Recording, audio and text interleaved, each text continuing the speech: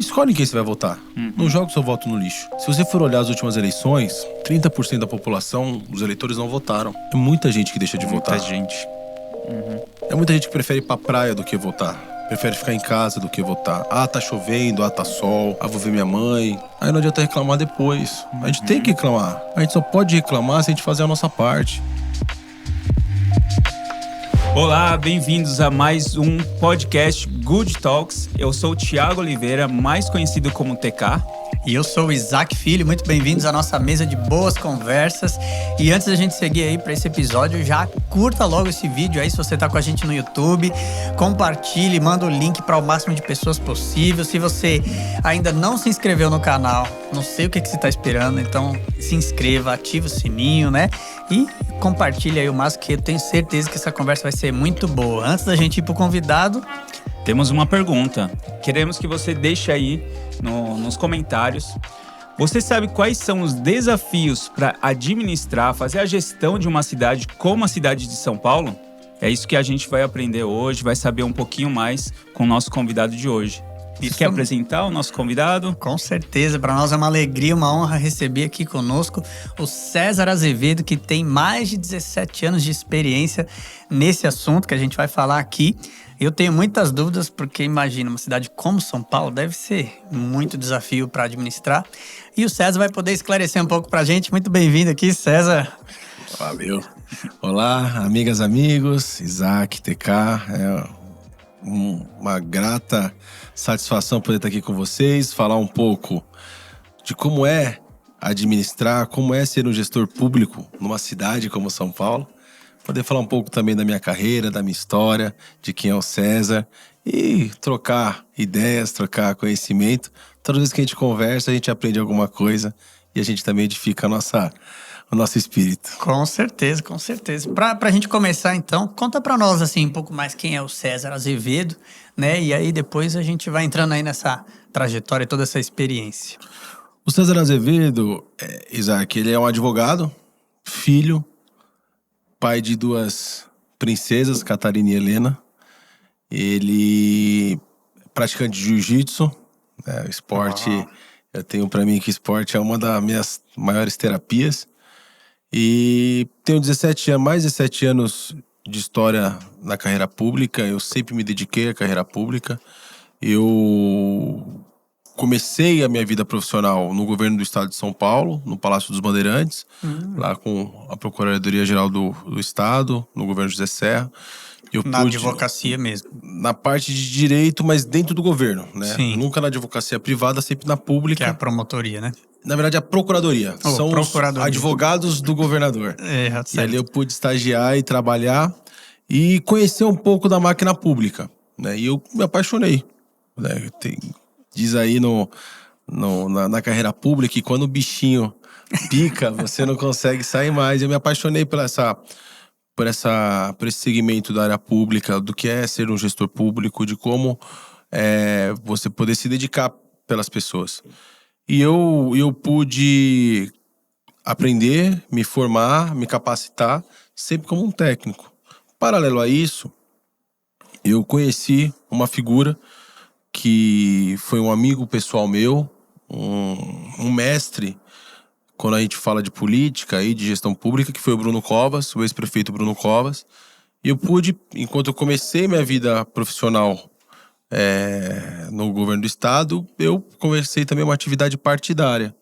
E eu era gestor público, né, assessor, assistente, enfim, e fazia atividade partidária junto com o Bruno Covas. E eu pude passar por alguns órgãos do governo do estado de São Paulo. Eu passei pela Secretaria de Governo, né, pela Casa Civil. Passei por uma secretaria que não existe mais, que chamava a Secretaria de Desenvolvimento Metropolitano, no governo do estado. Ali o governador era o Geraldo Alckmin. De lá eu fui pro IPEM.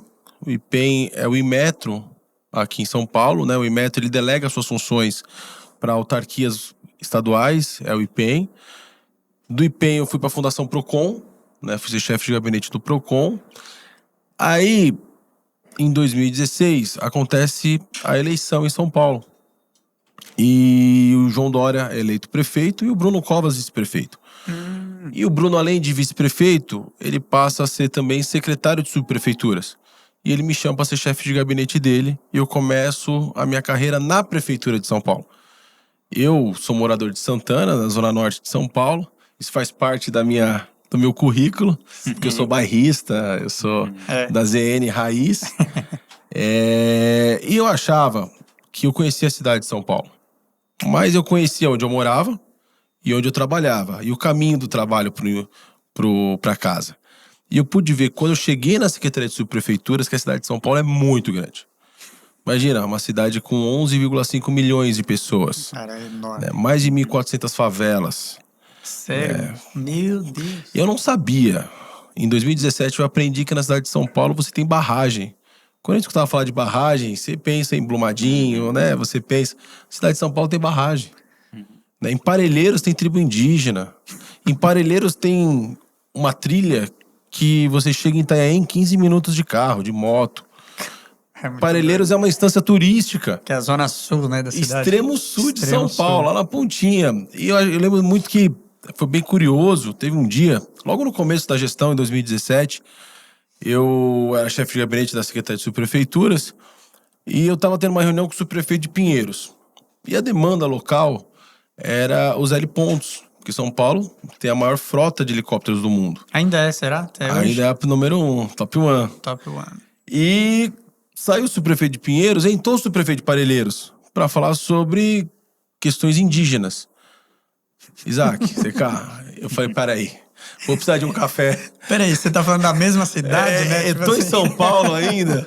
Caramba. Precisei tomar um café para poder colocar as ideias no lugar e começar a falar sobre tribo indígena. Então, a cidade de São Paulo é muito grande. Caramba. Eu sempre costumo dizer que são várias São Paulos dentro de uma, mas principalmente nós temos duas São Paulos. A São Paulo formal e a São Paulo informal. A gente vai falar um pouco sobre isso. Eu já ia até falar sobre isso, eu ouvi que você já comentou sobre que São Paulo são duas São Paulos, né? Você quer comentar mais pra frente? Posso terminar meu currículo até cá? Pode. Aí eu passei, o Bruno vira secretário da Casa Civil, fui chefe de gabinete da Casa Civil, que é a secretaria que faz uma relação, uma articulação entre a prefeitura, o executivo, e a Câmara Municipal Legislativa. Então eu fui chefe, lidava com os vereadores. O Bruno vira prefeito, eu fui chefe de gabinete do prefeito, fiquei um período como chefe de gabinete do prefeito. Aí eu assumo a Secretaria de Gestão Municipal. Ali eu coordenei a primeira reforma de Previdência Municipal que teve na cidade de São Paulo.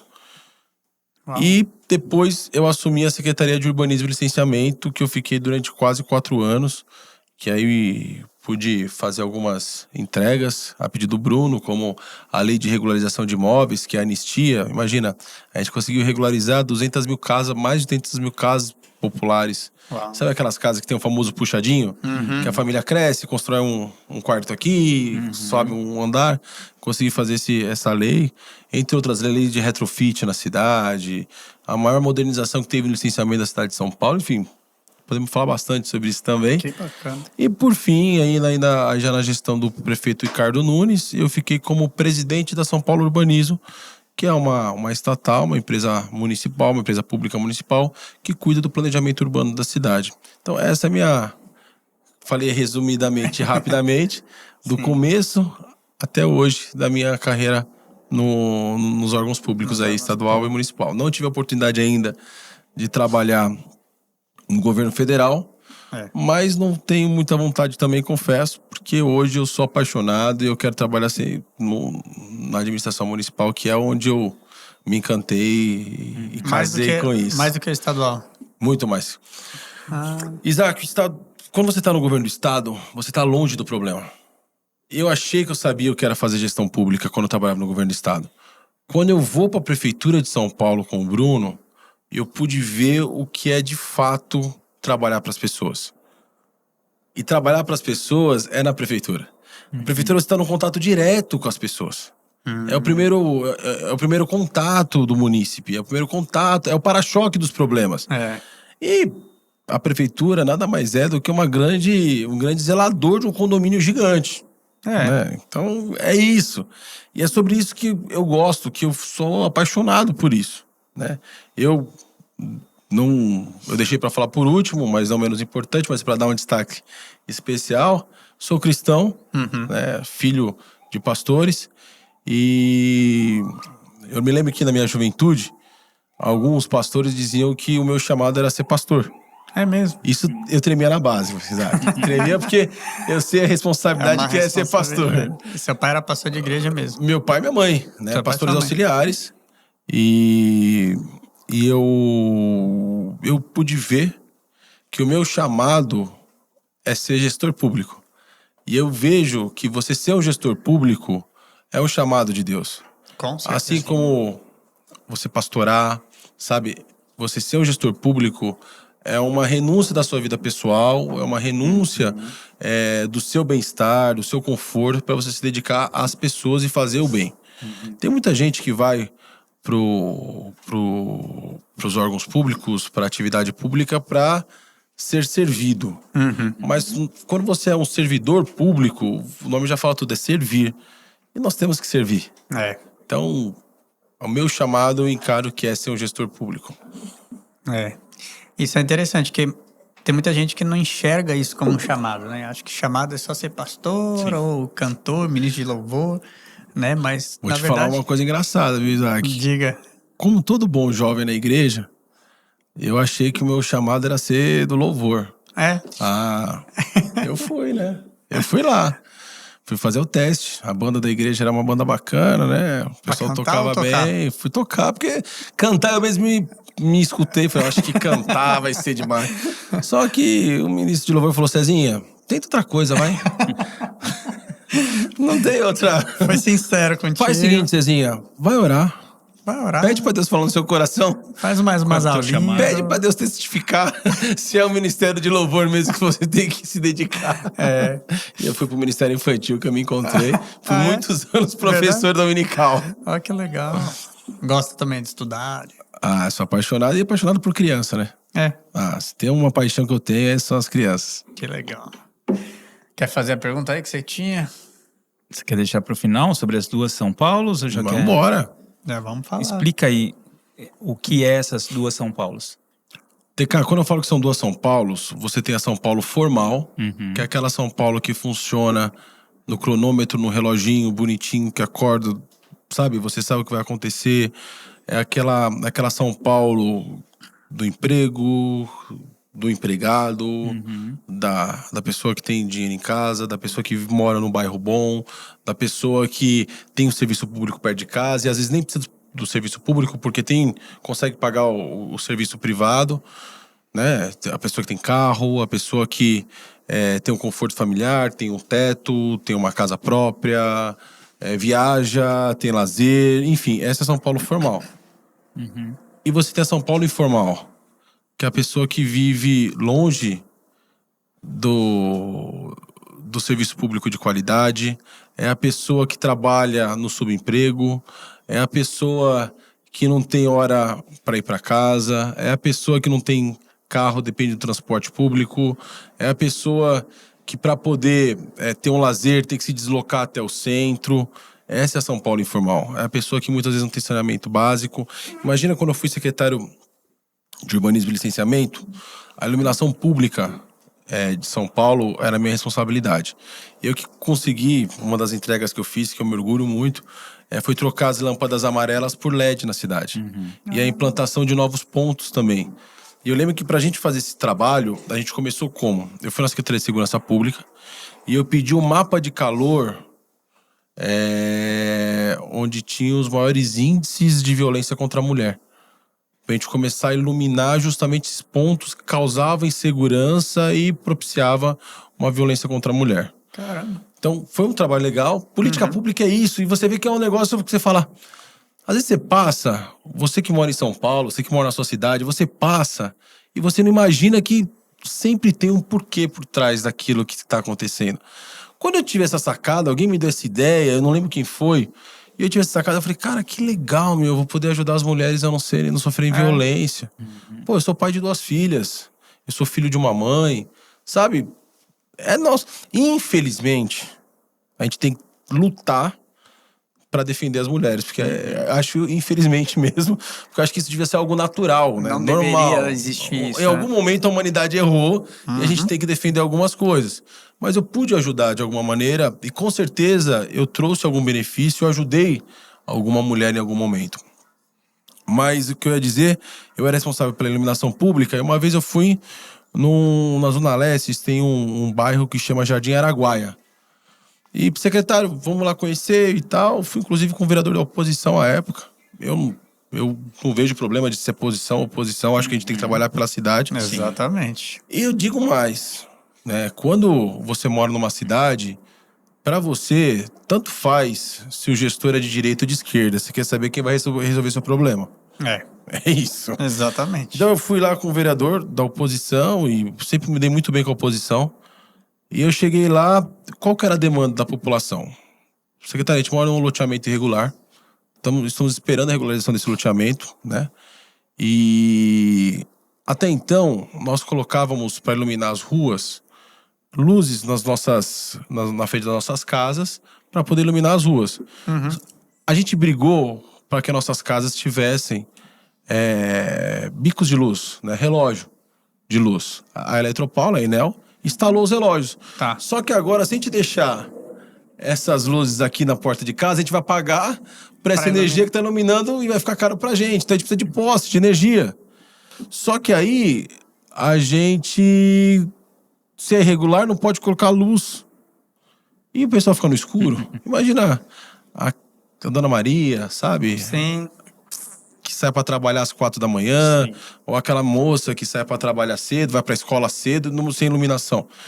E aí eu pude fazer um parecer, trabalhar na prefeitura para mudar o entendimento da Procuradoria-Geral do município e poder iluminar loteamentos regulares. Então, sabe, essa São Paulo informal das pessoas que precisam do poder público para poder viver, que pra gente às vezes parece que é bobo. Que é uma coisa que a gente não dá importância.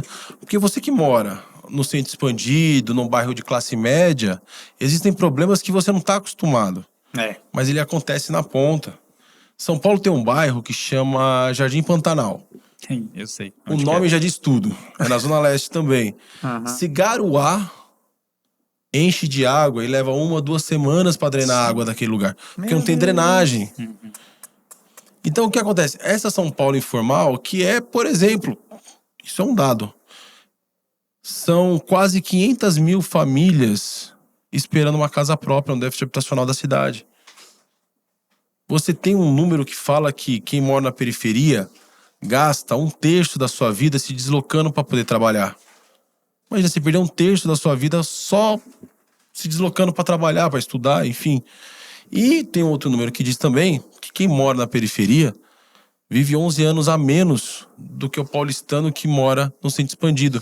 Justamente porque esse paulistano que mora na periferia tá longe do serviço público de qualidade, tá longe da infraestrutura, tá longe do lazer.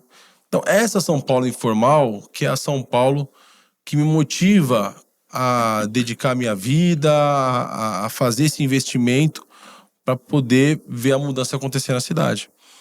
Posso até pegar um gancho aqui? Lógico. É o gancho, eu sempre falo TK gancho, né? sempre fala dos ganchos. Você falou dessa questão de viver menos também. A gente já pode até puxar pela questão da saúde e também de esportes. Como que uma pessoa dessa região vai ter acesso, sei lá, ou ter tempo a praticar um esporte? Você pratica jiu-jitsu, né? A gente tem aqui um irmão que é faixa preta, né? O Ricardo. Sim, Ele até se prontificou a dar aula aqui na igreja, mas por conta do tempo. Eu não pratico esporte nenhum, é falta de vergonha na cara mesmo. Né? Não precisa falar. Lembra do Karate Kid? Eu não vou falar nada, não. Corpo são, mente sã. Eu sei. Eu preciso. Fica aqui notificado que eu vou mudar. Tá gravado. Mas já passou pela sua cabeça ou tem algum projeto específico que a gente pode pensar nessa população nesse sentido como eu posso explicar melhor? Tá ficando Para proporcionar essas pessoas um esporte ou alguma acesso a isso, a... Eu tenho uma bandeira, TK, que artes marciais. Eu acho que esporte, de maneira geral, eu defendo esporte. Claro que no Brasil, o esporte mais popular é o nosso futebol. Sim. Né? Quem não é tem apaixonado por dúvida futebol? 90% é apaixonado por futebol. Eu sou apaixonado por futebol. Que time? Graças a Deus, eu sou palmeirense. Deus A gente tirou... já pode terminar por hoje. Esse foi o podcast. Agradecemos. Deus tirou... Você torce pra que time? São Paulo. Deus vai tirar as vendas dos seus olhos e você Que vai... é 2 contra 1, né? Olha, eu não vou entrar nessa discussão. Primeiro que eu tô na casa de vocês, acho desagradável da minha parte. Mas eu peço pra vocês olharem só os últimos anos, né? Que a gente teve aí de resultados contra fatos, não há argumentos. Mas Deixa isso pra outra hora, né? Senão tudo vai... bem, vocês já tiveram os tempos de glórias de vocês, né? Já tô até vendo os comentários aqui, principalmente dos irmãos palmeirenses, que vivem enchendo nossas paciências. Não, eu Mas reconheço que há 10, 15 anos atrás vocês tiveram bons momentos e a gente não passou por um momento como... Eu acho que não foi 10, 15. Nossa. Ano tô passado pensando. mesmo, São Paulo... Não, que eu me tornei São Paulino foi por conta do Tele. Então, não, mas... Anos 90, né? Ah, não, mas teve os anos 90 e teve uma queda do São Paulo. E nos começos de 2005, acho que vocês teve ganharam esse título, tudo, né? Acho que 3 brasileiros, Libertadores. Mundial. E aí, de um tempo pra cá, vocês ficaram um tempo O aí na único que fila. tem 3 mundiais. Tem um time aí que fala que tem 2, mas só tem uma Libertadores. Mas, enfim. Enfim. O esporte. Do Vamos lá pro esporte. esporte. Então, mas eu acredito muito em artes marciais. Uhum. Da filosofia das artes marciais, seja o jiu-jitsu, kung fu, karatê, próprio boxe. Por quê? Porque existe uma disciplina, existe uma doutrina e eu trabalho, conversei com o prefeito Ricardo Nunes algumas vezes, ele deixou eu construir essa política pública na cidade, que é o quê? Poder colocar o jiu-jitsu nas escolas municipais. Legal. Mas não só isso. Eu acho que você colocar o jiu-jitsu nas escolas municipais é uma bandeira bacana. Eu, como jiu-jiteiro, o DNA, a orelha machucada, não esconde. Eu acho que isso é legal. Mas mais do que isso, eu defendo que nós, a Prefeitura de São Paulo, isso eu quero trabalhar mesmo por essa bandeira, até que me prove ao contrário, que isso não dá certo, que a Prefeitura deveria ir nos bairros, credenciar as academias existentes nos bairros e comprar dentro dessas academias vagas para que os moradores do bairro possam usar essas academias já existentes. Em vez da prefeitura construir uma academia popular, por exemplo, que é muito mais caro, você consegue ajudar a economia local, ajudando a economia, a academia do bairro, se ajuda, porque Gente, eu treino há mais de 20 anos, musculação, jiu-jitsu, conheço academia de tudo quanto é tipo. Desde academia mais sofisticada até academia mais que a gente brinca de ferreiro. Todas as academias você consegue se virar, você consegue fazer um bom exercício. Verdade. Mas quando você conversa com o dono de academia, na academia mais simples, você vê como é difícil esse cara manter esse estabelecimento. Se a prefeitura compra vagas dentro dessa academia, você consegue ajudar essa academia a sobreviver. E você consegue dispor de vagas para os jovens, você consegue dispor de vagas para a melhor idade, porque às vezes não tem um lugar para poder uma atividade física. E é importante para quem é mais sênior poder ter um lugar para poder praticar esporte, articulação. É uma forma de você equacionar e usar o esporte para melhorar a vida da comunidade. Defendo muito isso. E eu acredito que o esporte tem uma capacidade de transformação muito grande. Eu acredito que assim como a igreja... Tem a disciplina junto, né? Isaac, eu acredito assim como a igreja tem... O esporte, ele chega onde o poder público não chega. O alcance do poder público é limitado. Tanto a igreja quanto o esporte, ele entra lá no fundo da comunidade, ele consegue um poder de transformação que o poder público não consegue. Então, se você consegue fazer uma parceria entre o poder público e o esporte, o poder público e a igreja, você potencializa esse alcance dessas entidades, essas associações, ONGs, você consegue fazer que a transformação aconteça de maneira... E se a gente vai, e eu tenho visitado muitas comunidades, Heliópolis, Paraisópolis, Boi Malhado, Jardim Peri, Cidade Tiradentes, enfim. Para o jovem que mora na comunidade, chega a ser uma briga desproporcional a gente mostrar para eles que é melhor eles estudarem, é melhor eles trabalharem do que eles irem para o mau caminho. Porque a sedução do mau caminho é muito grande. Você vê o pessoal andando de moto, né? Eles falam chamando no grau. Antigamente, né, cortava no giro, hoje não pode mais. Então, chamando no grau, com tênis bonito, com relógio bonito, o cara com uma namorada bonita, a menina com um namorado bonito, enfim. Então é muito atrativo. E parece que é uma vida fácil, ganha dinheiro fácil, deve ser fácil mesmo. Então, mostrar pro jovem que, olha, vai estudar. Tem um outro caminho. Né? Tem outro caminho. E outro caminho vale a pena. Ontem mesmo eu visitei um projeto social, que é uma escola de jiu-jitsu, em cima de uma igreja, ali na Casa Verde. E o trabalho que esse mestre faz, o Sidney, congregando a palavra de Deus junto com o esporte, com as crianças da comunidade, é algo lindo, apaixonante. Não só crianças, jovens, até adultos também. Então, eu acredito muito que se existe um poder de transformação, é a igreja e é o esporte junto. E esse trabalho aí já deu certo? Já foi pra frente ou não? De, sei lá, comprar as vagas de academia? É um trabalho que eu tô começando agora com isso. Tá. Confesso que eu pensei nisso faz coisa de 2 meses. Que eu falei, eu preciso começar a pensar em alguma coisa. Porque isso é muito bom. Pra eu levantar uma bandeira pro ano que vem. Sim. E essa é uma das bandeiras. São 2 bandeiras que eu trabalho e que eu defendo muito. É a questão das vagas e também remédio em casa. Que eu acho que o morador da periferia, muitas vezes ele não consegue deslocar e ir até uma farmácia popular para pegar remédio. Por mais que tenha remédio lá. Às vezes a pessoa trabalha, sai cedo, chega tarde, não tem tempo para se deslocar. A gente pode, o poder público pode, ao invés de ficar abrindo farmácias populares, contratar um motoboy. Você vai ajudar o motoboy a ganhar dinheiro. E ele vai pegar uma lista de remédios que ele tem que entregar naquele dia, passa na porta das casas, toca a campainha, entrega o remédio e vai embora. Claro que remédio de doenças mais complexas não, mas, poxa, diabetes, doença cardíaca, pressão alta, que é doenças comuns, se a gente pode colocar desse jeito, poderia fazer dessa maneira. Então, eu acredito muito que nós temos que aproximar o poder público, né, os instrumentos públicos da periferia, para melhorar a qualidade de vida de quem mora na periferia. Da população, né? Agora eu queria perguntar uma coisa, dentro disso que você disse, até da diferença das 2 São Paulos e essa realidade que existe na periferia.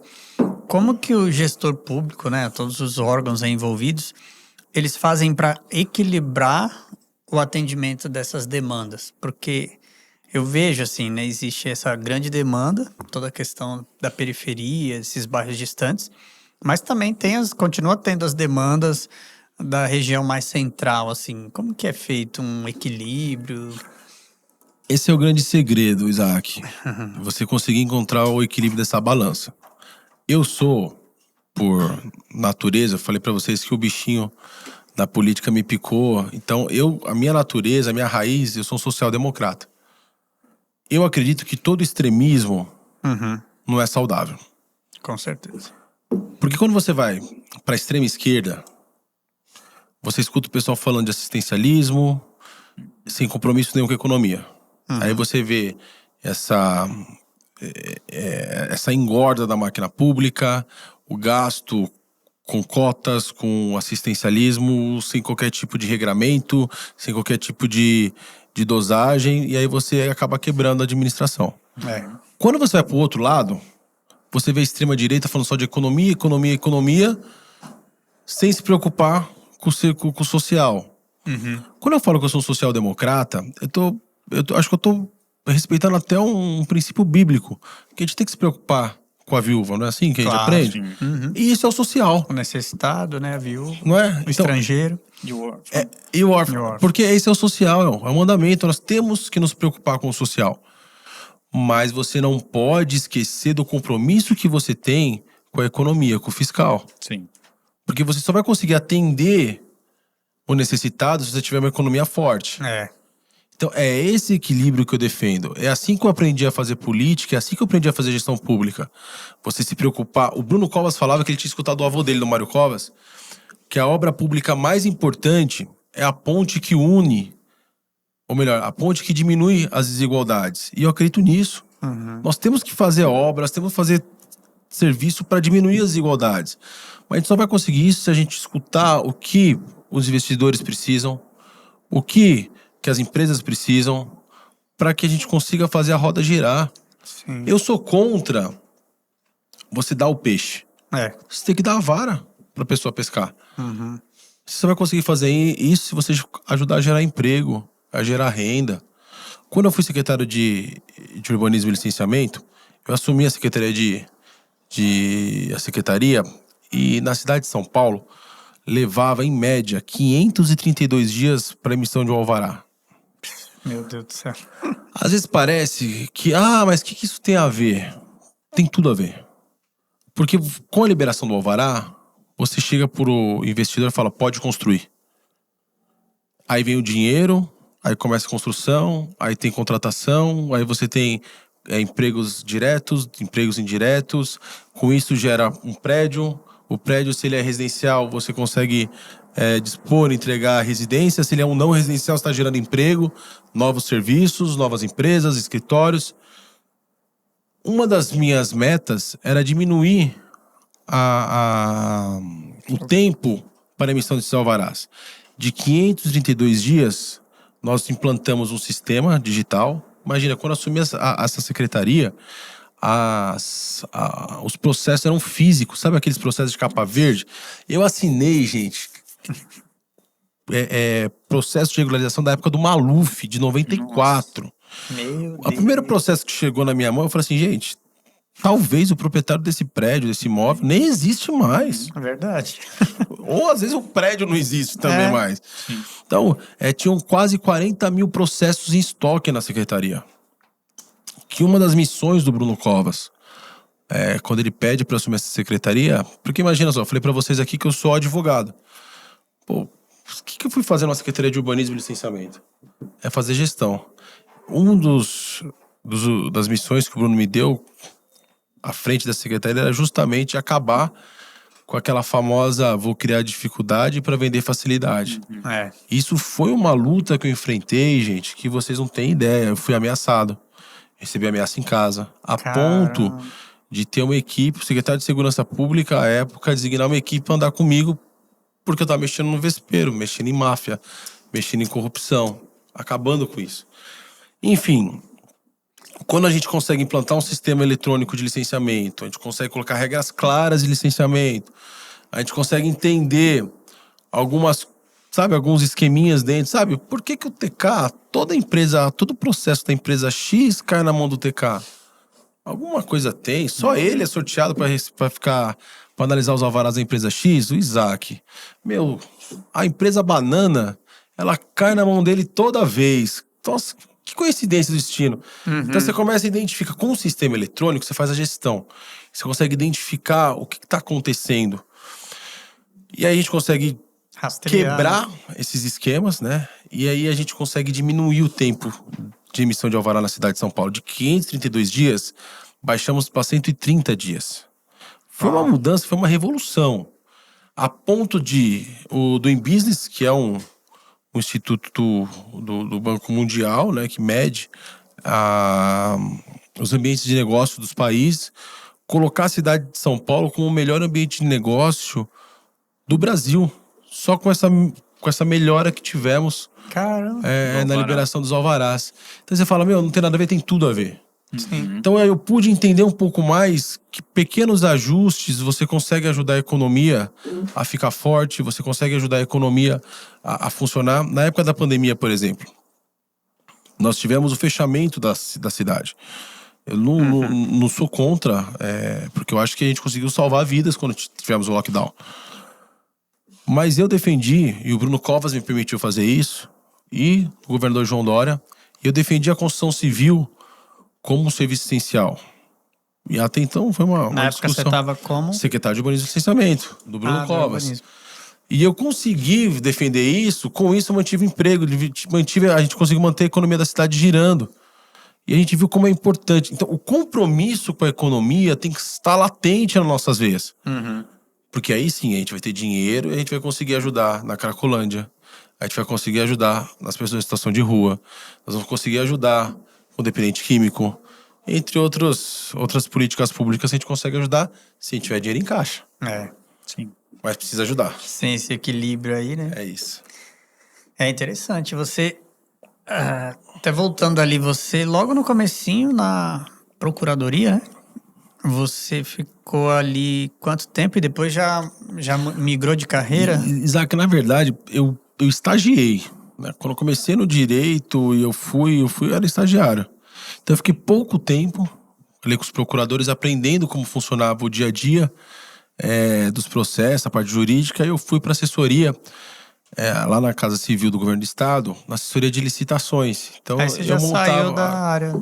Aí fiquei trabalhando com um edital, e aí fui ajudando a elaborar edital, aí eu virei pregoeiro, aí eu virei diretor de licitação, aí virei diretor administrativo, aí chefe de gabinete, e graças a Deus E hoje eu não tá parei aí mais. pré-candidato, né? A vereador, é isso? É isso. De São Como eu Paulo. disse pra vocês, eu sempre acompanhei o Bruno Covas, e então eu era do PSDB. Imagina, vocês disseram aqui que vocês aprenderam a ser São Paulinos com o Tele Santana na década de 90.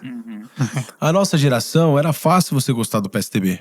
Sim. Porque você tinha o Fernando Henrique, Era. Plano Real, você tinha o Mário Covas, você tinha José Serra, tinham figuras de grande expressão na política nacional. Sim.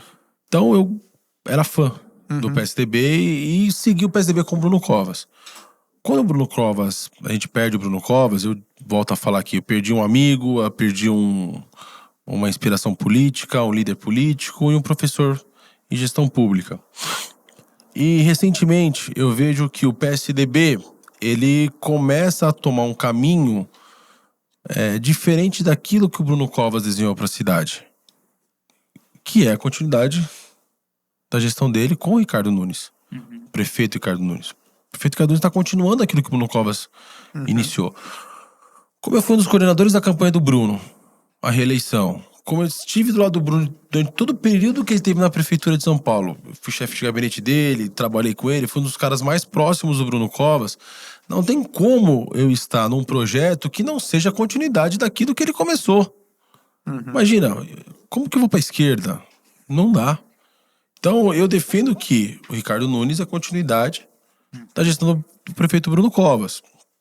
Então eu me desliguei do PSDB e a convite do presidente da Câmara Municipal, o vereador Milton Leite, eu me filio à União Brasil e começo um projeto para construir uma candidatura a vereador em São Paulo. Então hoje eu sou pré-candidato.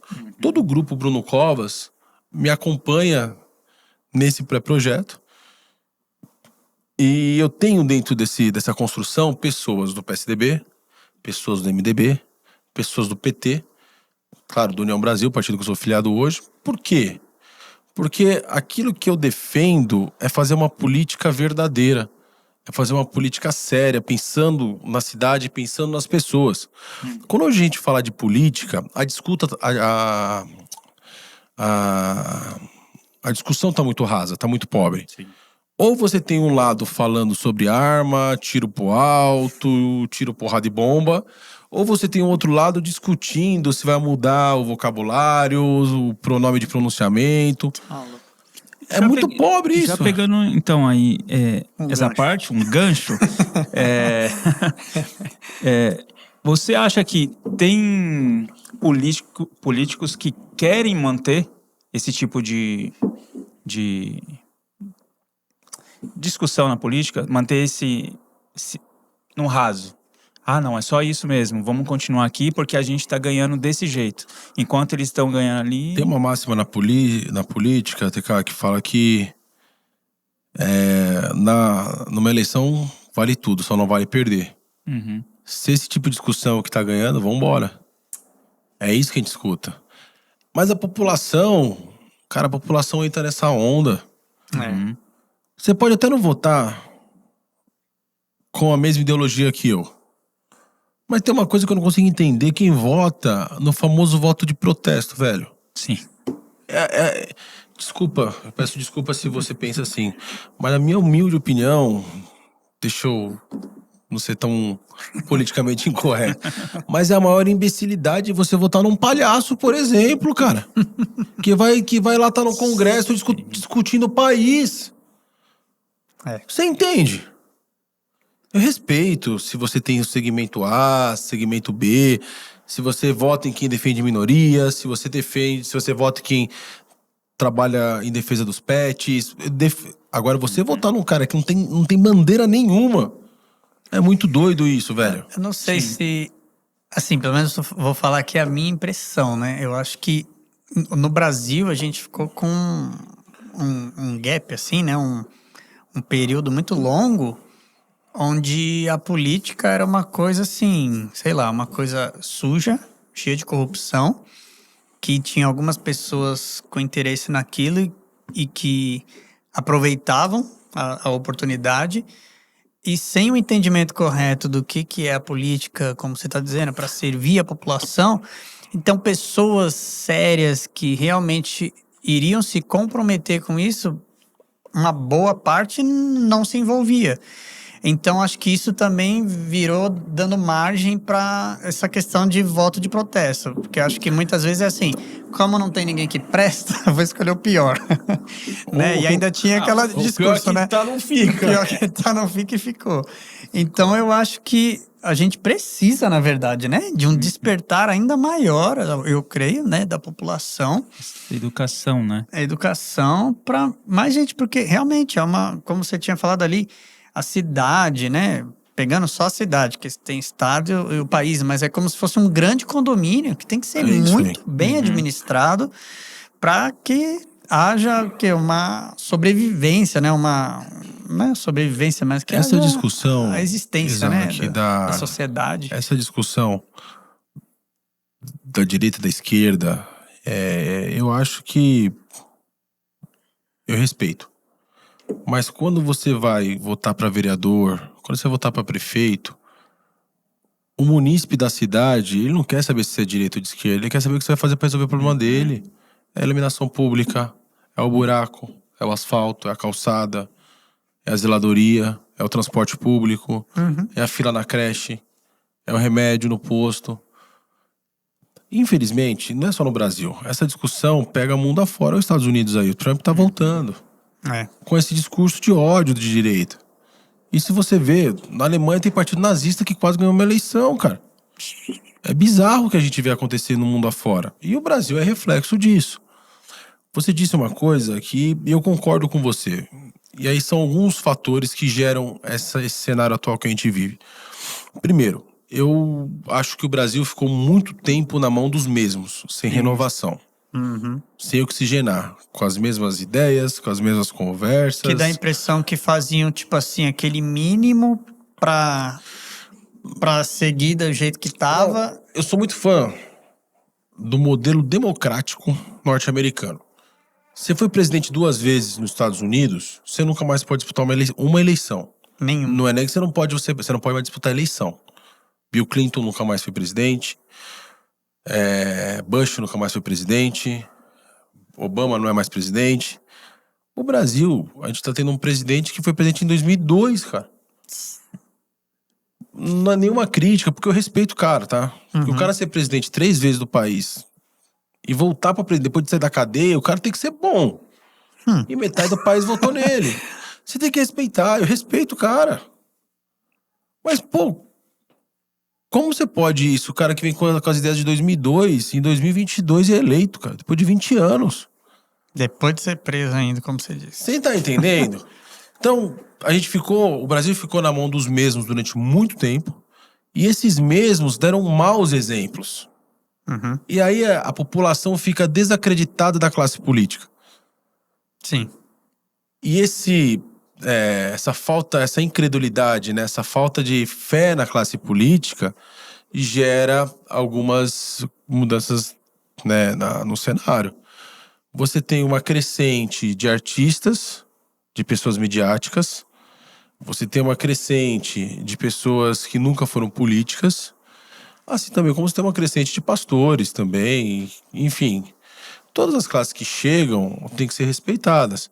Mas é porque a população fala, eu não quero mais político. Você vê artista que não é político, líderes religiosos que não são Empresários, políticos. né? Empresário, porque a população ficou cansada dos maus exemplos. E quer o diferente, é natural. Só que eu sou um cara que eu defendo que para você ser político, você tem que ter um pouco de experiência de máquina pública. Poucas pessoas, homens ou mulheres, que não têm experiência, que não são da classe política, conseguem ser eleitos, seja o cargo que for, e conseguem permanecer. Porque não é fácil. Imagina, você vai ser deputado federal. São 514 deputados federais, cara. Você tem que ser muito bom pra você se manter lá em Brasília. Você vai pra Assembleia Legislativa, são 90 deputados. Você tem que ser muito bom. Vereadores são 55 vereadores. Você tem que ser aqui em São Paulo. Nossa. Você tem que ser muito bom. É muito. Então, se você não for um político, você tem que ter dom. Sabe a cara que é bom em tudo? Você tem que ser bom em chegar e vestir a camisa e ser diferente. A gente teve exemplo recente aqui, e eu votei nele. Não nego, que foi o João Dória. Não era o político, da mesma maneira que ele subiu de maneira muito rápida, caiu de maneira muito rápida também. Por falta de habilidade política. Enfim, acho que a classe política está endemonizada, mas nós, uma geração nova, com princípios diferentes, com um preparo diferente, a gente chega para mostrar que dá para fazer política de maneira diferente. Dá para servir sem ser servido. Dá para fazer política pensando na próxima geração, não na próxima eleição. Porque esse é o problema. Isso. O político senta na cadeira já pensando, puxa, preciso pensar na minha reeleição. Cara, você tem que pensar na próxima geração. O que você vai deixar de legado para a próxima geração? Que cidade você vai construir? Que estado, que país você vai construir para quem tá chegando? Que futuro você vai construir para seus filhos? Cara pálida, olha o que tá acontecendo aí, velho. Tá louco. E tinha você falando isso, eu lembrei eu acho que era vereador na época. Posso falar o nome aqui, né? O Kenny, não sei se você já ouviu falar dele. Kenny, é um professor de inglês e aí se candidatou, se não me engano, era vereador pela cidade de Santos. E aí foi em um determinado tempo que não era eleição. E aí foi numa periferia lá de Santos e tal. E aí uma senhora falou assim, o que você tá fazendo aqui? Aí ele estranhou, né? Falou, vim ver, né, o que vocês estão precisando, conversar, né? Mas não é época de eleição. E ele, se eu não me engano, ele é canadense. E aí ele veio pro Brasil bem pequeno e tal. E aí ele falou, olha a impressão que as pessoas têm dos políticos aqui, né? Aí você falando isso, tipo, o cara é eleito já pensando na reeleição. É isso aí. Isso é muito errado. E também mudar essa mentalidade das pessoas também, que tá certo, o político tem muitos políticos que a gente só vê de 4 em 4 anos, né? Ressuscitou, né? Tem até um meme, você sabe de quem lá que ressuscita de 4 em 4 anos. Mas fantástico, eu não conhecia esse meme, mas achei fantástico. Não? Me manda depois. Eu até perdi. Eu tenho um TDAH, então... O bom é que lembra do corpo são, mente sã. O bom é que quem tem TDAH tem assunto de sobra. Se tiver um TDAH cast, pode me convidar que vai ser 7 horas. Deixa eu fazer um comentário aqui. Vocês estão acompanhando. Ele tava aqui olhando pra mim, eu percebi que o olhar dele começou a ficar vago. Eu falei, o que tá acontecendo? Ele se perdeu. E agora? É a primeira vez que eu estou aqui no lugar da Dai, então releve. É a pressão. É a pressão. Ainda mais do lado do César, né? Então, tá aqui o puxa-saco do Levi, que é parceiro dele aqui, ó, não me deixa mentir. Mas, enfim, a gente poderia... uma forma que você acha que a gente poderia mudar essa perspectiva da própria população na visão dos políticos? Mudar essa... Primeiro, eu acredito que... Olha só. Olha aí, a minha herdeira. Catarina. Qual é o seu nome? Catarina. O que você é minha? Filha. Quantos anos você tem? 6. Ali. Primeiro, a população não pode ficar desacreditada da classe política. Essa mudança tem que começar pela população. Como que é isso? Estudando em quem vai votar. Esse ano a gente vai ter eleição. Eu não tô pedindo voto pra ninguém aqui. não tô falando de partido. Escolhe em quem você vai votar. Não joga o seu voto no lixo. Se você for olhar as últimas eleições, 30% da população, os eleitores não votaram. É muita gente que deixa de votar. Muita gente. É muita gente que prefere ir pra praia do que votar. Prefere ficar em casa do que votar. Ah, tá chovendo, tá sol. Ah, vou ver minha mãe. Sabe? Aí não adianta reclamar depois. A gente tem que reclamar. A gente só pode reclamar se a gente fazer a nossa parte. Mas Então, teria que ter mais educação para a população, né? o problema Nesse do assunto. brasileiro, de maneira geral, ele tá distante da política. Se você for olhar, eu gosto muito de história. Por aí, foi na escola, na 7ª série, eu comecei a me apaixonar por política. Quando eu estudei, aquele momento de ditadura, História do Brasil. redemocratização do país, década de 80 e tal. Se você for na década de 80, as pessoas se reuniam para falar de política. Hoje as pessoas estão mais preocupadas com os seus problemas. As pessoas querem ficar nos seus condomínios, nos seus apartamentos, nas suas casas. Tanto faz o que o vizinho está precisando. As pessoas ficaram egoístas. Então, mas você não acha que isso é consequência da falta de informação e da educação a respeito disso? Intencional. Eu acho que essa discussão, se a gente for entrar para procurar a raiz do problema, quem nasceu primeiro, o ovo ou a galinha? Será que Essa a eu sei. falta de... Como um bom cristão.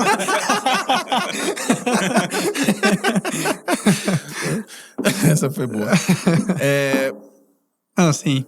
Será que a falta de interesse deixou que políticos que não dessem bons exemplos ficassem, ou os políticos que não dão bons exemplos gerou a falta de interesse da população?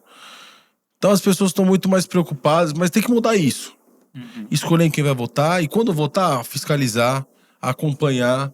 Pô, peraí, eu vou votar no Isaac? O que ele já fez? Quem que é o Isaac? É que eu defendo muito a questão da educação. Eu acho que tudo parte dali. Mas, Se Isaac, a pessoa não é ensinada, ela não vai entender que ela deveria se interessar, buscar informação. mas se você vai votar em alguém, você tem que pelo menos saber quem está votando. Eu te desafio... Então, mas as pessoas não sabem A cada o que 10 o vereador pessoas... faz. Exato, mas a cada 10 pessoas, 7 não lembra Sim. em quem votou. Então. Você entendeu? Aham. Esse que é o negócio. E claro, a falta de informação. É. O que faz o vereador? O que faz o deputado? O que faz um prefeito? Até não onde vai a sabe. competência? Sabe o que é muito doido? E aí eu não tô criticando, mas... Quando eu acompanho muito pesquisa, né? Minha profissão. Então eu acompanho muito pesquisa. E a gente tem as pesquisas qualitativas, né? Pra saber como tá a opinião da população, a cidade de São Paulo. E eu não tô aqui querendo fazer defesa ao prefeito Ricardo Nunes, tá? Mas tô falando... que você disse a questão da falta de conhecimento das pessoas.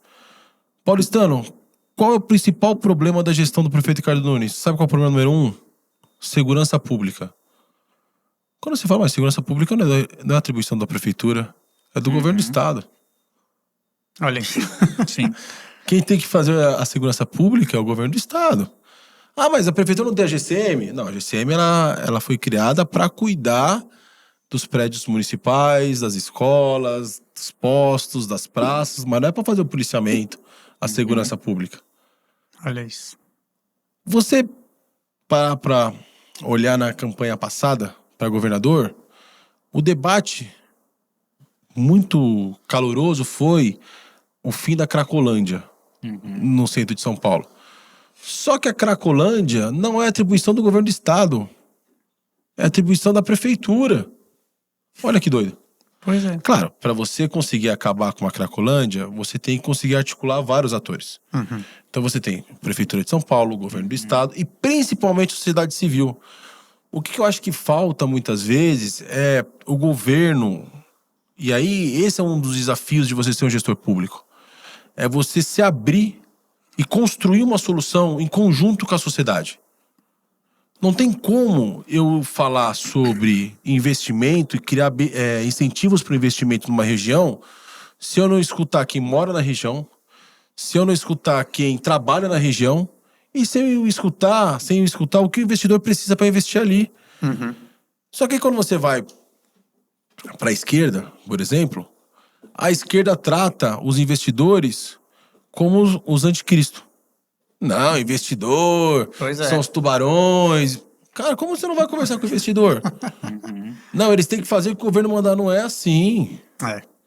Meu, olha, você nunca investiu. Vamos dar um exemplo aqui. Você nunca investiu. Aqui é Bom Retiro. É. No Bom Retiro. Para você investir no Bom Retiro, o que eu posso fazer para te ajudar?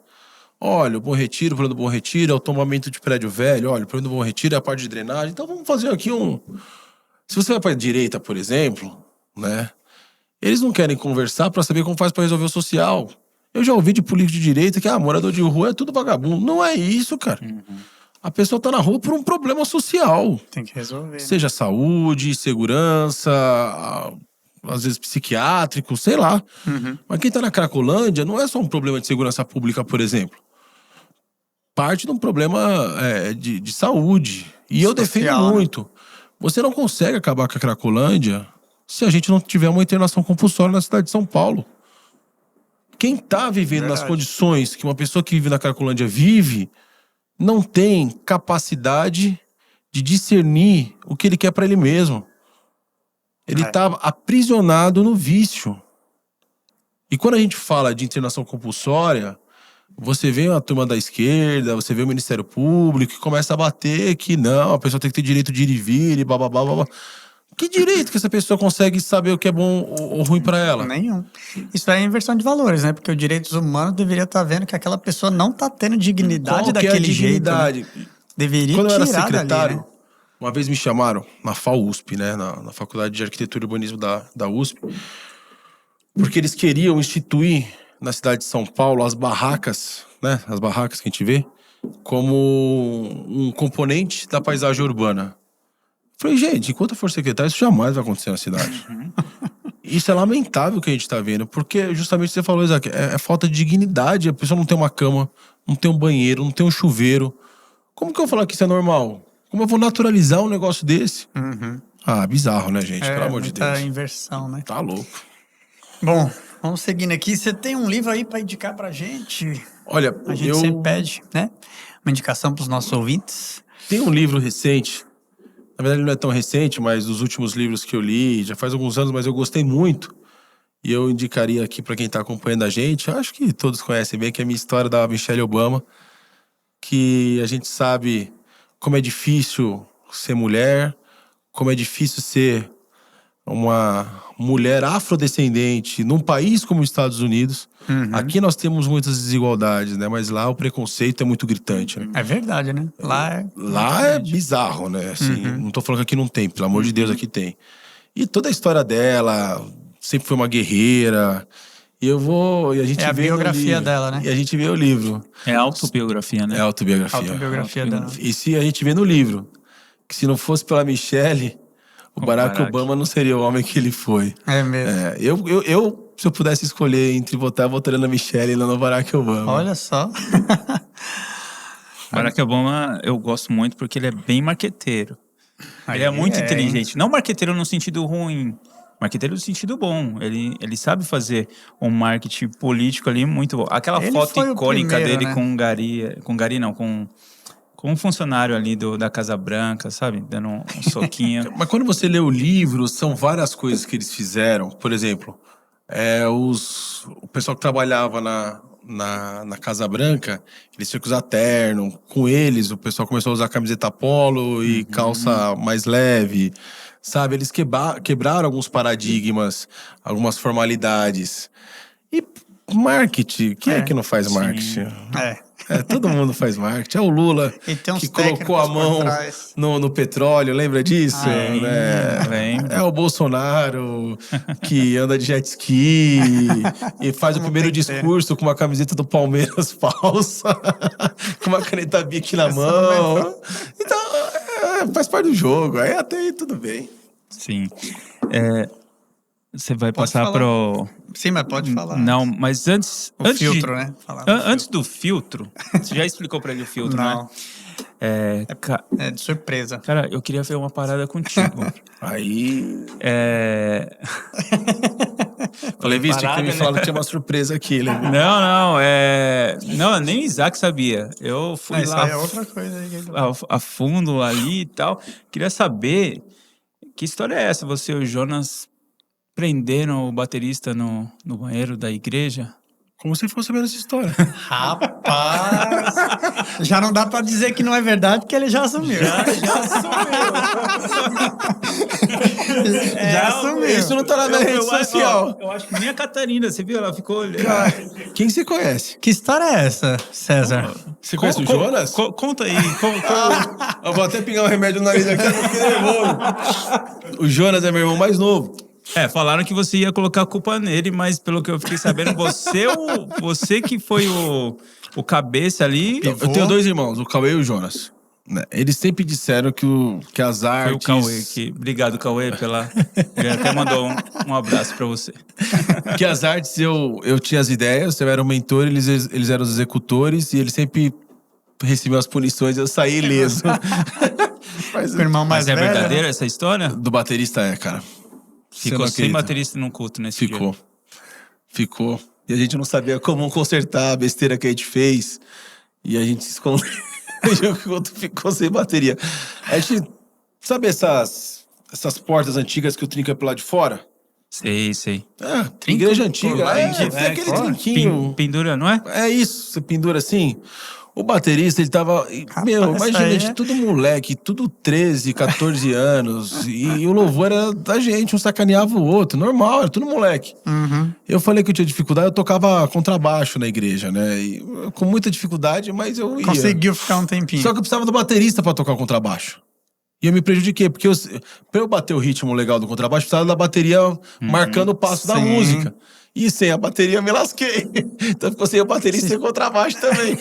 Mas foi no final do culto ou no começo? No começo, Meu cara. Deus O pastor do começou céu. a abrir o culto, aí o Fabiano, eu preciso ir no banheiro, eu tô com dor de barriga. Aí eu falei pro Jonas, vai lá e passa o trinco. Você falou. Aí ele falou, tem certeza? Eu falei, vai, fica quietinho. Aí ele passou o trinco, mas era ele pra ele passar o trinco, o Fabiano chacoalhar a porta e ele abrir. Só que o abençoado passou o trinco e saiu correndo. Irmão mais novo, né? Irmão mais novo é uma figura. Jonas, coitado, a gente vai ter que dar uma oportunidade pra ele se e aí defender. eu olhava pro Jonas e falava, cadê o Fabiano? Ele tá no banheiro. Eu falei, abre o cara lá, meu. Abre o cara. E aí o Fabiano ficou trancado. Aí ele queria bater na gente, cara. Nessa época, os seus pais eram os pastores da igreja. Auxiliares, né? Auxiliares. Não ficaram de banco, nem nada? Não, a gente ficou de castigo. Fiquei uma Já semana teve sem poder brincar. reconciliação aí com o Fabiano, é isso? Baterista? Então, lamentavelmente, a gente se reconciliou, mas aí ele acabou falecendo depois de alguns anos, teve câncer. Mas a gente depois ficou tudo amigo, é todo moleque. Porque a gente não regulava de idade. Então, mas ele mereceu também. Ele gostava de fazer uma gozação com a gente. Quem foi que te contou isso daí? Foi o Cauê. Você conhece o Cauê? Não, eu chamei ele. Coisas de produção. Olha isso. Mas ele contou essa história e achei interessante. A César... Catarina só tá de olho aqui. Você não sabia dessa história do seu pai, Você não né, sabia Catarina? dessa história do papai, filha? O César achou que ninguém nunca mais vai saber dessa história, agora pronto. E a gente vê ele assim, sério, né, tal, tranquilo. Não imagina que ele já trancou um amigo no Agora banheiro. isso foi vingança, é isso? Na verdade, quando você é criança, um fica sacaneando o outro o tempo inteiro, né? Sim, tô brincando. Já tinha me sacaneado também. Aí... Porque a gente tinha acabado de vir de um acampamento, sabe aqueles acampamentos? Sim. Ixi, E aí, acampamento. colocaram pasta de dente no meu tênis, eu fiquei bravo. Pegaram minhas cuecas, jogaram na árvore, não tinha cueca pra me trocar. E aí você falava, dá o troco, né? Vou ter que melhor me de parar, vingar. porque a gente tá dando ideia para os mais jovens aí. Não, essas ideias não precisam dar, não. A gente já nasce sabendo. Eles têm outras ideias ainda melhores, né? Com Mais certeza, criativas. atualizado, né? Atualizado. Vamos pro filtro? Vamos pro filtro. A gente tem um quadro aqui que é um filtro. Porque hoje em dia tá muito na moda o tal do sem filtro, né? Mas nós, como cristãos, a gente entende Temos que ter filtro. Tem que ter filtro. E o filtro é o amor. E eu tô pensando aqui em jogar uma coisa bem diferente, assim, que me veio na mente aqui. Fala lá, hoje é dia de novidades. Como a gente falou aqui, né, de questão política, gestão e tudo mais, e você até comentou ali um pouco sobre a redemocratização, e eu queria perguntar para você falar a sua opinião, passando pelo filtro do amor, sobre essa diferença, vantagens e desvantagens de uma gestão, como que a gente fala, monárquica, é isso? De um rei, é isso? Monarca. E a república, né? Uhum. E que a gente até já teve no Brasil, né? E eu lembro que anos atrás chegou a ter um plebiscito, né? Uma votação para ver se definia voltar com a família real, que você... Não sei se talvez você não tem tanta, né, experiência nessa questão, mas você tem algum parecer em relação a isso? Isaac, eu acho que uma visão monárquica é uma visão ultrapassada. Seria um retrocesso. Você acredita? Imagina só, vou dar um exemplo aqui. Qual a maior referência que você tem hoje sobre monarquia? Maior exemplo. Inglaterra. Reino Unido, né? É Reino Unido, é Inglaterra. Que não é governado pela rainha, pelo rei. Tem o primeiro-ministro. Sim. É importante a oxigenação. A gente acabou de falar aqui que um dos problemas do Brasil foi ter ficado nas mãos das mesmas pessoas durante muito tempo. Se você não tem alternância do poder, se você não tem novas ideias chegando, você acaba perpetuando práticas e até mesmo práticas erradas. Então, eu acho que é necessário você poder, a população poder escolher quem vai governar.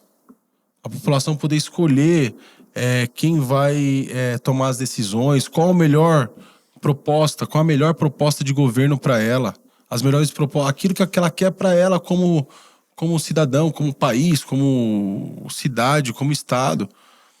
Eu acho que o maior legado que a nossa sociedade tem, o que é mais precioso, é a democracia, sem sombra de dúvidas. Você poder escolher quem vai ser seu governante é algo que nós não podemos nunca abrir mão. Seja para uma monarquia, seja para uma ditadura. Qual que é a sociedade de ditadura que deu certo? Qual a sociedade de monarquia que deu certo? Os maiores exemplos que nós temos de sociedades bem-sucedidas são as democráticas. E mesmo quando a gente fala de Inglaterra, que nós falamos aqui, nós temos lá uma democracia que elege o primeiro-ministro. Então, Monarquia parlamentarista, né? Isso. Eu não abro mão de um modelo democrático para o nosso país. E você falou de legado. Eu fiz essa pergunta ali. Eu sei que é difícil, mas qual é o legado que você quer deixar para Catarina, para Helena, principalmente? Né, o legado que você falou do Bruno Covas, que foi um mentor para você. Ele deixou um legado. Né, pessoas que já se foram deixaram um legado. Qual é o legado que você quer deixar para elas? Tô falando nem tipo como candidato, pré-candidato, como político, enfim, secretário, mas para elas, como pai. Como pai para Catarina e para Helena, se eu conseguir ser metade do que meu pai foi para mim, e quando eu falo isso, a gente acabou nem falando aqui, nossa conversa foi pro outro lado, eu perdi meu pai. Falei aqui, meu pai era pastor, ele se dedicava muito ao serviço social, uma vez ele foi, e ele acabou sofrendo um assalto e eu perdi meu pai dessa maneira. Da maneira mais estúpida que alguém pode perder um ente querido. Isso eu me questionei muitas vezes, sabe? Você tinha quantos anos? Tinha 26, 27. Aí muitas vezes eu me peguei falando com Deus, mas por quê? Ele não estava indo passear, ele estava indo fazer um serviço social.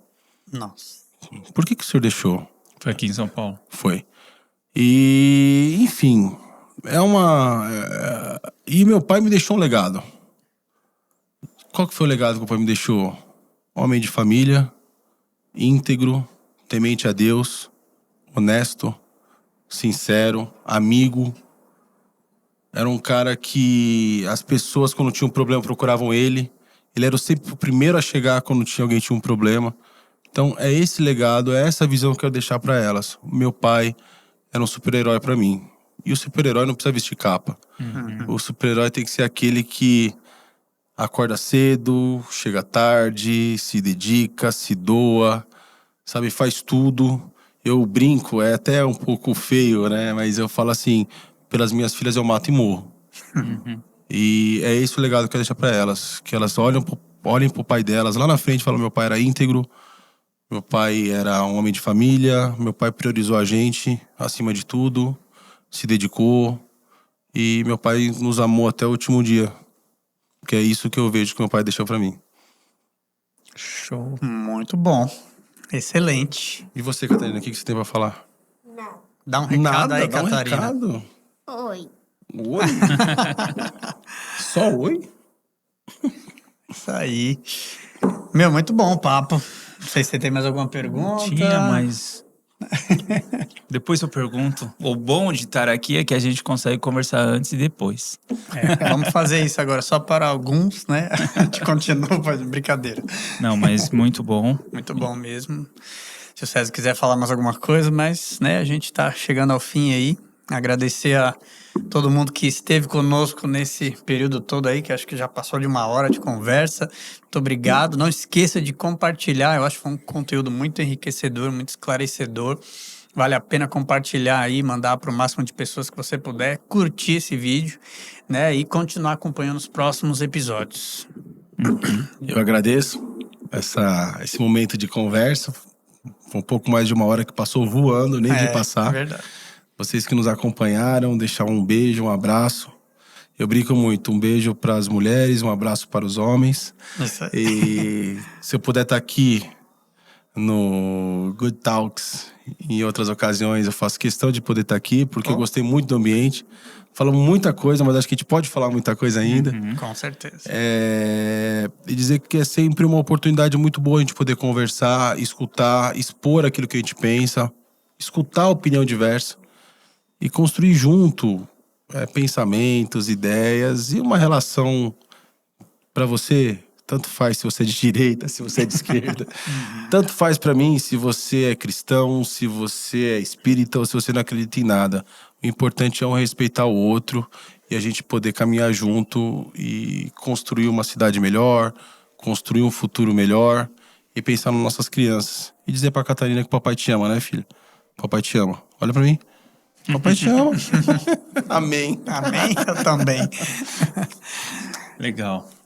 E isso foi muito bom conversar contigo. Eu, particularmente, gosto de política. Minha esposa sempre... Sim. Tá vendo? A gente já tava indo pro final, mas o TDAH tem isso, né? De continuar a conversa. Então, só mais um pouquinho.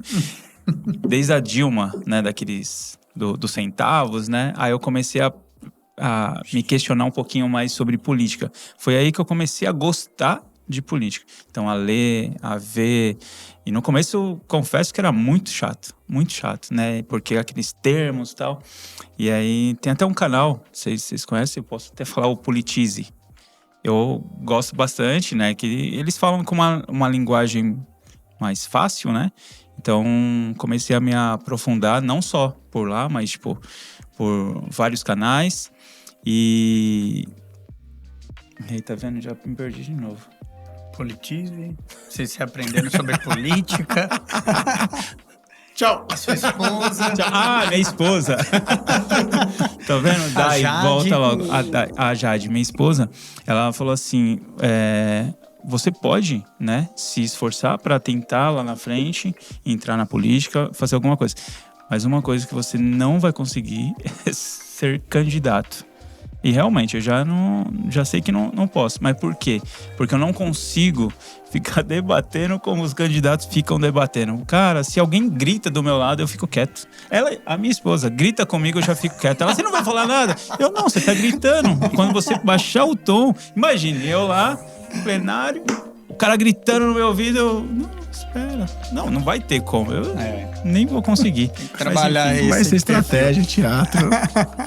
Mas isso aí foi muito bom. Obrigado aí pela conversa. Gostei muito. Quero ver futuramente aí os projetos, né? Principalmente no esporte, que eu acredito bastante, né? Nessa questão de mudança, né? Através do esporte. Então, eu acho que dá para convidar mais vezes. Sim, aqui. com certeza. Dá para voltar e continuar o papo, ter outros assuntos aí pra gente conversar. Será um prazer. Eu vou ficar feliz da vida se puder voltar. Tá certo. Isso aí. Isso aí, gente. Muito obrigado a vocês e até o nosso próximo Good Talks.